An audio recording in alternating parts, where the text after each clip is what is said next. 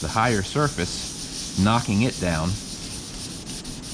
and going into the, kind of gliding over top of the lower surface. So stay on top of this for the most part and then fade into that.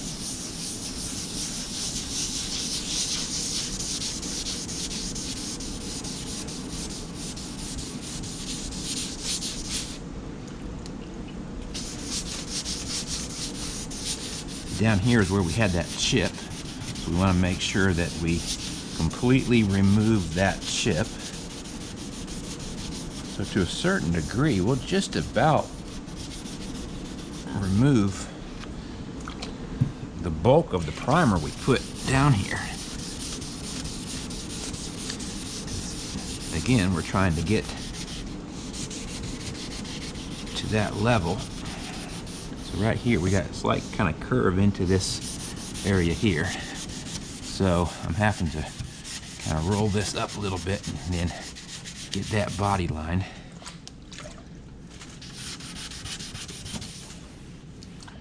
Okay, so let me just squeegee this off and kind of show you where we're at. We're definitely not done. I can tell you for sure, based off of how this is looking. I want to see if you can kind of see. Yeah, I think this will be a good indicator here of what I was talking about as far as that shiny edge.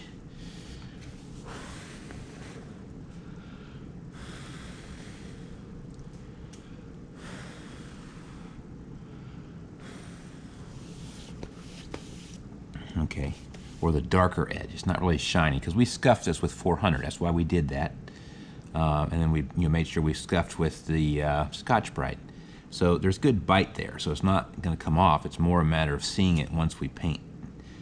So you can see here how it's darker. You can see a darker blue right around there. Down here you can't. Up here you can see a darker blue around that. That's because we're not on the same plane at that edge.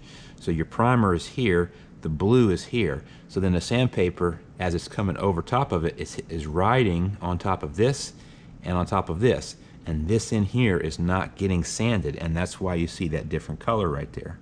So what that indicates is a difference in height from here to here. So that you've got to get that gone in order to not see that. So hopefully I'm going to try to get that in there so you can see. I'm hoping you can see that on the camera.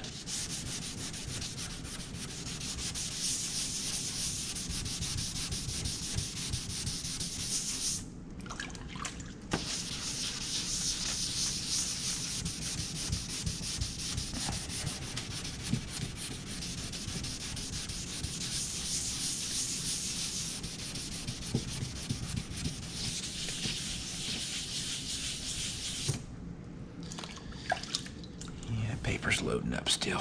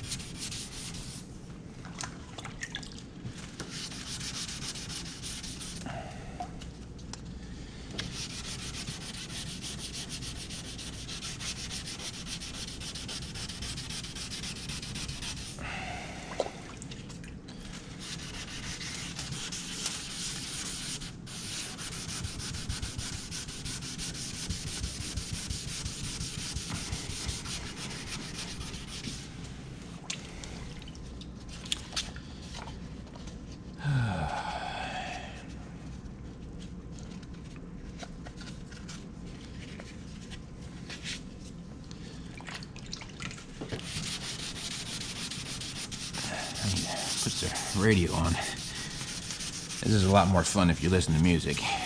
Right now it's kind of boring.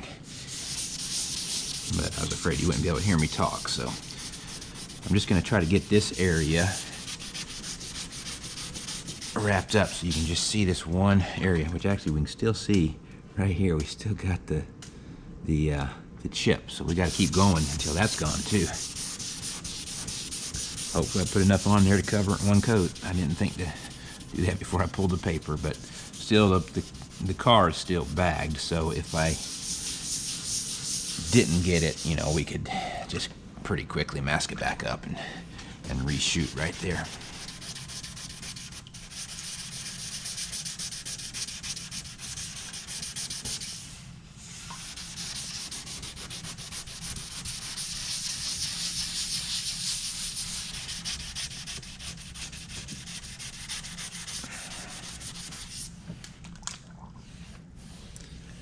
Okay, chip is gone.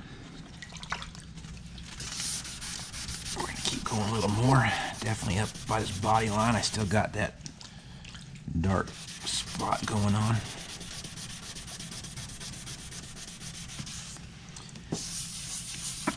And that's also where sometimes sealer can help in these instances too.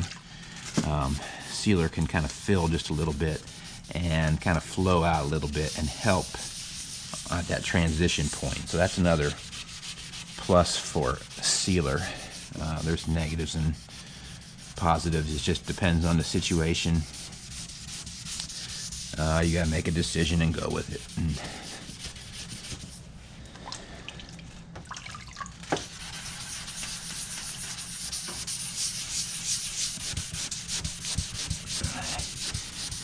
I think we're starting to look pretty good here. I think a little more here I need to do.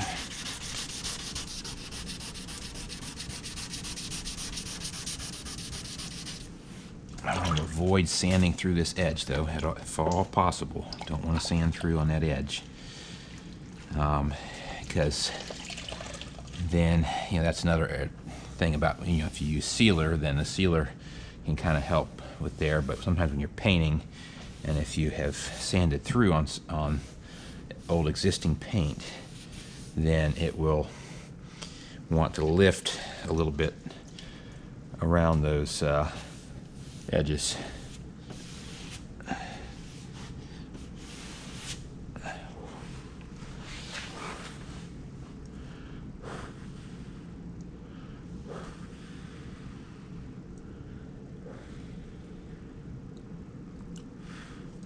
All right, so what we got, so you can see all the way around here, around here, around here, around here, this is exactly what we need.